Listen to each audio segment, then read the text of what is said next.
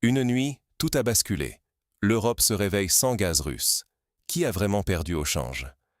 Gazprom vient de couper définitivement le gaz à l'Autriche, mettant fin à 50 ans de coopération énergétique. Du jamais vu depuis la guerre froide. Mais attention, il ne s'agit pas d'un simple désaccord commercial ou d'une sanction de plus. C'est un choc géopolitique majeur, un point de non-retour. L'Europe, qui pensait pouvoir imposer ses règles et profiter du gaz russe à moindre coût, se retrouve soudain face à la dure réalité. La Russie ne veut plus être le fournisseur docile de l'Occident.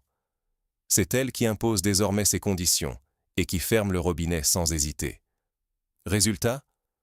L'industrie européenne menace de plonger dans la crise, la facture d'énergie explose et la sécurité énergétique du continent tout entier est remise en cause. Mais ce sont aussi 50 ans de confiance, de deals, de stabilité, balayés en une nuit. Alors, comment en est-on arrivé là? Qui est vraiment responsable de cette rupture historique? Revenons sur les faits et voyons comment tout s'est joué. Comment 50 ans de fiabilité énergétique ont-ils pu s'effondrer en une seule décision? Jusqu'à il y a peu, l'Autriche pouvait compter sur le gaz russe, sans interruption, depuis 1968. Même la guerre froide, la chute de l'URSS ou les multiples crises n'avaient jamais coupé ce partenariat. OMV, le géant autrichien de l'énergie, entretenait avec Gazprom une relation presque mythique, symbole d'un pont solide entre l'Est et l'Ouest. Mais tout cela vient de voler en éclats. Aujourd'hui, pas un seul mètre cube de gaz russe n'arrive en Autriche. Officiellement, la rupture est justifiée par un impayé.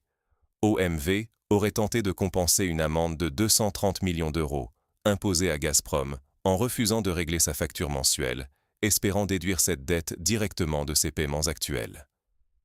En clair, OMV a voulu continuer à recevoir du gaz sans payer. Mais la réponse de Moscou a été cinglante. Les temps de la charité sont finis. Plus question de subventionner l'économie européenne, surtout en temps de guerre économique. Pas d'argent, pas de gaz. En fermant le robinet, la Russie ne lance pas seulement un avertissement, elle pose de nouvelles règles du jeu. Ce n'est plus l'Occident qui fixe les conditions. Conséquence directe, l'Autriche perd un pilier de sa sécurité énergétique.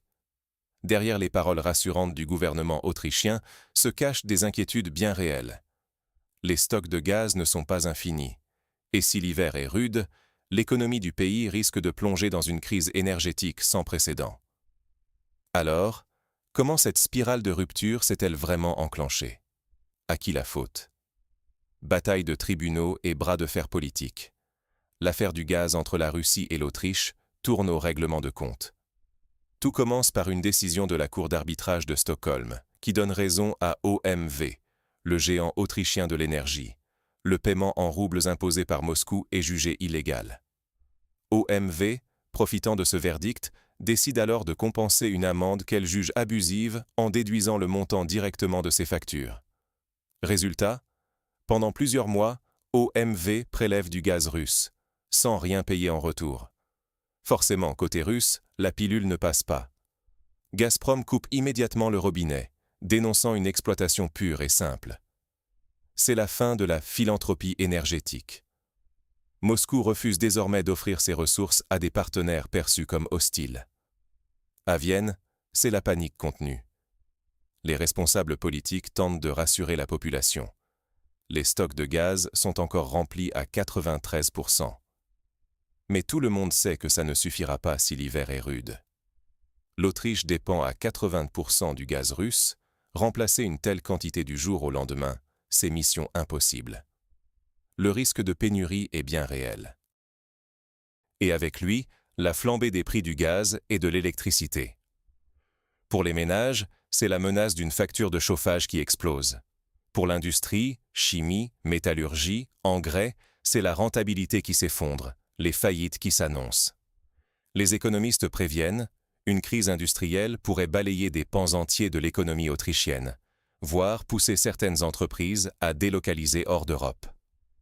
Dans ce bras de fer, tout le monde perd, mais pas de la même façon. L'Europe réalise brutalement sa vulnérabilité énergétique, tandis que la Russie affirme sa souveraineté, prête à encaisser le choc pour renforcer sa position ailleurs.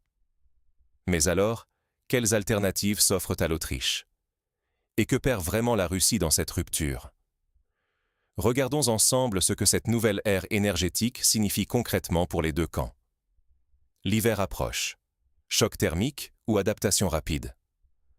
Pour l'Autriche, la réponse n'a rien d'évident. Privée du gaz russe, Vienne n'a d'autre choix que d'importer du gaz naturel liquéfié, le fameux GNL, via l'Allemagne ou l'Italie. Mais ces nouvelles routes sont coûteuses, la logistique est complexe, et surtout, l'offre disponible est loin de suffire face à la demande mondiale. L'Autriche se retrouve désormais en concurrence frontale avec l'Asie, où la Chine et l'Inde raflent les cargaisons à prix d'or. Résultat, les prix flambent, la facture de chauffage explose, et l'industrie autrichienne, déjà fragilisée, risque la fermeture ou la délocalisation. L'équation est simple. Moins de gaz abordable, c'est moins d'usines, moins d'emplois, moins de croissance. Et ce n'est que le début. Toute l'Europe occidentale se retrouve piégée dans ce cercle vicieux. Pour la Russie, en revanche, la coupure avec l'Autriche n'est qu'un incident de parcours. Certes, le marché autrichien représentait 2,5 milliards de dollars par an, mais Moscou a déjà pivoté vers l'Est. Les nouveaux pipelines, comme Force de Sibérie, alimentent la Chine, tandis que des discussions avancées sont en cours avec l'Iran, le Pakistan et l'Inde. Ce déplacement stratégique ouvre à la Russie l'accès à des milliards de consommateurs et renforce son poids sur le marché mondial de l'énergie. Désormais, le marché se fragmente.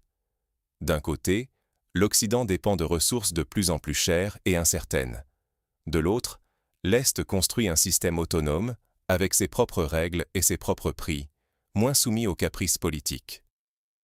Au fond, ce qui se joue, c'est bien plus qu'une rupture de contrat. C'est la naissance d'un nouvel ordre énergétique mondial. Pour l'Europe, la menace est immédiate.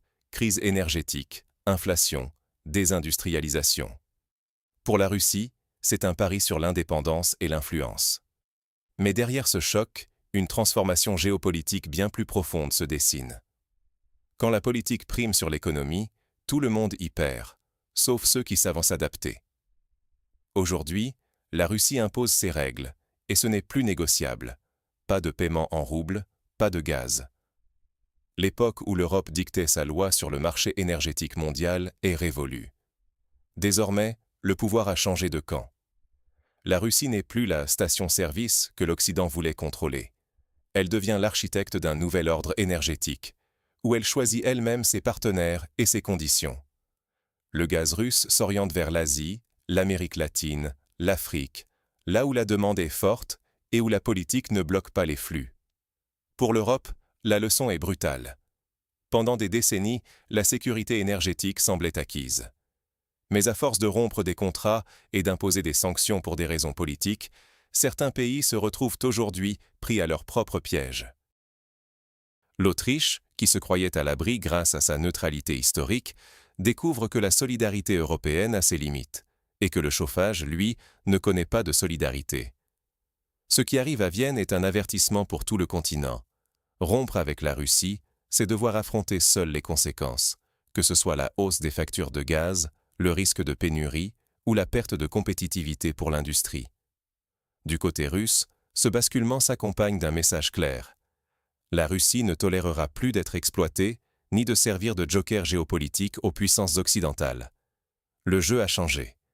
Désormais, ce sont les acheteurs qui doivent se plier aux conditions du vendeur. Les règles sont simples et publiques. Si un pays décide de geler des actifs russes, d'ignorer les contrats ou de porter un litige devant des tribunaux occidentaux, il doit s'attendre à une réciprocité immédiate. Fini le temps de la naïveté et des compromis à sens unique. Ce moment marque surtout la fin de l'illusion d'une énergie bon marché, garantie par la stabilité du vieux monde. Pour chacun d'entre nous, cela signifie un avenir où l'électricité, le chauffage, la survie de nos industries et même notre pouvoir d'achat ne seront plus jamais assurés comme avant. Alors, comment conclure et, surtout, comment s'adapter à cette nouvelle donne? Le robinet est fermé. Qui saura tirer les leçons avant qu'il ne soit trop tard? Ce geste, loin d'être une simple sanction, acte la fin d'une époque où l'Europe croyait pouvoir concilier guerre diplomatique et dépendance énergétique. La Russie l'a démontré. Elle ne jouera plus le jeu à sens unique, où ses ressources soutiennent les ambitions de ceux qui la sanctionnent. Désormais, elle impose ses conditions, elle choisit ses partenaires, et elle n'hésite pas à tourner la page lorsqu'on tente de lui dicter ses règles.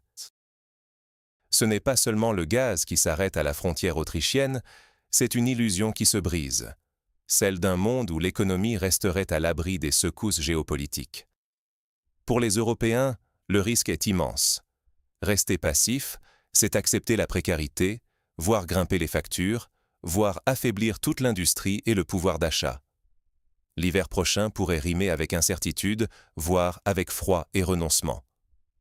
L'Autriche n'est qu'un laboratoire. La coupure de gaz envoie un message clair à l'ensemble du continent. Si l'Europe persiste à sanctionner sans repenser sa stratégie énergétique, elle s'expose à l'isolement, à la désindustrialisation et à une perte d'influence sur l'échiquier mondial. Côté russe, la leçon est tout aussi capitale.